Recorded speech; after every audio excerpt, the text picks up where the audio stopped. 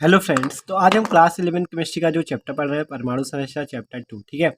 तो आज हम उसमें देखने वाले हैं न्यूट्रॉन की खोज, डिस्कवरी ऑफ न्यूट्रॉन्स, मतलब न्यूट्रॉन की खोज कैसे हुई, किस तत्व के द्वारा हुई। ठीक है। और इसकी जो खोज की जो रिएक्शन है उसको भी देखेंगे। बहुत आसान है। ठीक है। तो टॉपिक बहुत आसान है। तो चलिए शुरू करते हैं न्यूट्रॉन की खोज के बारे में। ठीक है, डिस्कवरी ऑफ न्यूट्रॉन्स। तो बात करें न्यूट्रॉन का, तो आप पहले जान लो, ठीक है, न्यूट्रॉन के बारे में। तो देखो, न्यूट्रॉन की खोज देखते हैं, डिस्कवरी ऑफ न्यूट्रॉन्स। तो देखो, कहा गया है कि बेरिलियम तत्व पर अल्फा कणों की बमबारी कराने पर एक प्रकार की, मतलब अत्यंत भेदी किरणें निकलती हैं जो कि एकदम भेद देने वाली होती है। ठीक है। तो बेरिलियम परमाणु क्या है? ये ये जो होता है, ये बेरिलियम का नाभिक होता है 4Be9। ठीक है। ये किसका होता है? बेरिलियम का। ठीक है। तो कहा गया बेरिलियम तत्व पर अल्फा कणों की बमबारी कराने पर एक प्रकार की भेदी किरणें पेनेट्रेटिंग रेजेस निकलती हैं। ठीक है। तो क्या कहा गया? बेरिलियम तत्व जो आपका 4Be9 है, तत्व पर अल्फा कणों की बमबारी कराने पर क्या होता है? एक प्रकार की भेदी किरणें निकलती है। ठीक है। अब बात करते हैं आगे की। देखो, इसकी खोज की थी न्यूट्रॉन की जेम्स चैडविक ने। किसने की थी? जेम्स चैडविक, 1932 ईस्वी में। ठीक है। इंग्लिश वैज्ञानिक थे जेम्स चैडविक। इन्होंने क्या किया? इन किरणों की प्रकृति का अध्ययन किया और यह निष्कर्ष निकाला कि यह किरणें अति सूक्ष्म विद्युत उदासीन कणों से मिलकर बनी होती हैं। तो आपको पता क्या चला? ये जो किरणें होती हैं ये वाली, ये किससे बनी होती हैं? अति सूक्ष्म विद्युत उदासीन कणों, जिन्हें कहते हैं न्यूट्रॉन। ठीक है। ठीक है, विद्युत उदासीन को न्यूट्रॉन कहते हैं। इससे हमें क्या पता चलता है? न्यूट्रॉन का आवेश जो होता है वो होता है जीरो। न्यूट्रॉन का आवेश क्या होता है? जीरो होता है, अर्थात ये उदासीन होता है। ठीक है। तो देखो, एक बार फिर से पढ़ते हैं। इंग्लिश वैज्ञानिक जेम्स चैडविक 1932 ने इन किरणों की प्रकृति का अध्ययन किया और यह निष्कर्ष निकाला कि ये किरणें किससे बनी होती? अति सूक्ष्म विद्युत उदासीन कणों से मिलकर बनी होती है। ठीक है। अब बात करते हैं जिनका द्रव्यमान, जो ये कण आपको उदासीन कण मिले, न्यूट्रॉन मिले, इनका द्रव्यमान क्या होता है? इनका द्रव्यमान हाइड्रोजन परमाणु के द्रव्यमान के लगभग बराबर होता है। ठीक है। तो जो आपके ये न्यूट्रॉन परमाणु हैं, इनका क्या होता है? द्रव्यमान जो होता है वो हाइड्रोजन H2 परमाणु के द्रव्यमान के बराबर होता है। ठीक है। किसके द्रव्यमान के बराबर होता है? हाइड्रोजन परमाणु के द्रव्यमान के लगभग बराबर होता है। इन कणों को हम न्यूट्रॉन कहते हैं। जो उदासीन कण निकले हैं इन्हें हम क्या कहते हैं? न्यूट्रॉन कहते हैं। ठीक है, न्यूट्रॉन्स कहते हैं।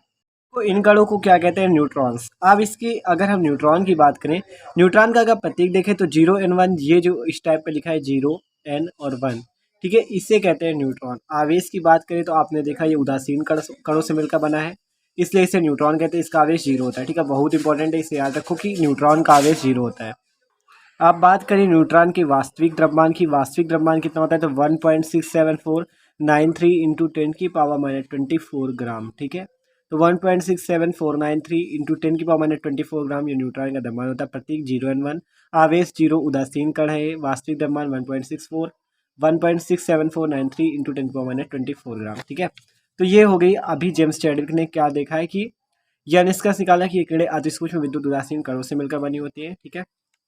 अब देखो आगे बात करते हैं, क्योंकि इसमें कहा गया है बेरिलियम तत्व पर अल्फा कणों की बमबारी। ये जो जेम्स चैडविक थे इन्होंने क्या किया? बेरिलियम नामक तत्व लिया, जिस पर क्या किया? अल्फा कणों की बमबारी कराई। अल्फा कण कौन कौन से होता है? 2He4।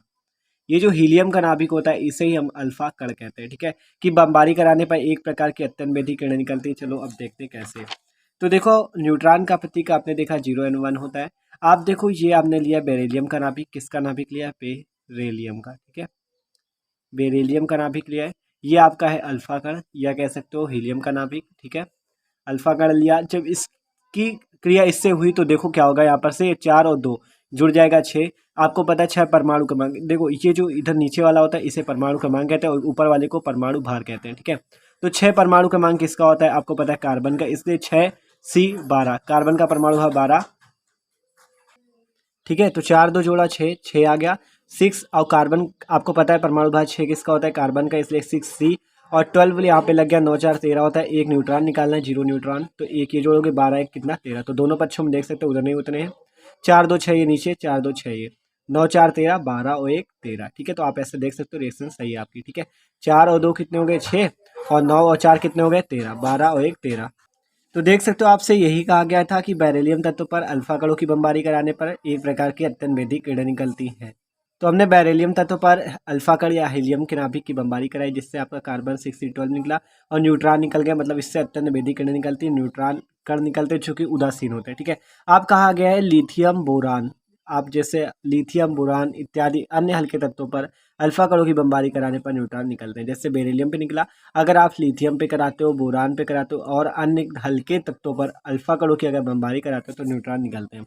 देखो कह रहा है 1H1, ये जो हाइड्रोजन का नाभिक होता है, इसको छोड़कर अन्य सभी परमाणुओं में न्यूट्रॉन उपस्थित है। आपका हाइड्रोजन का नाभिक, इसको छोड़कर अन्य सभी तत्वों में क्या उपस्थित है आपका, अन्य सभी तत्वों में आपका उपस्थित है न्यूट्रॉन। ठीक है, आप बात करते हैं कि इससे कहा गया न्यूट्रॉन द्रव्य अर्थात पदार्थ का क्या है, एक मूल कण कह सकते हो, मूल कण कह सकते हो। आप कह सकते हो कि न्यूट्रॉन द्रव्य या पदार्थ का एक मूल कण है। ठीक है, तो न्यूट्रॉन क्या है, मूल कण है।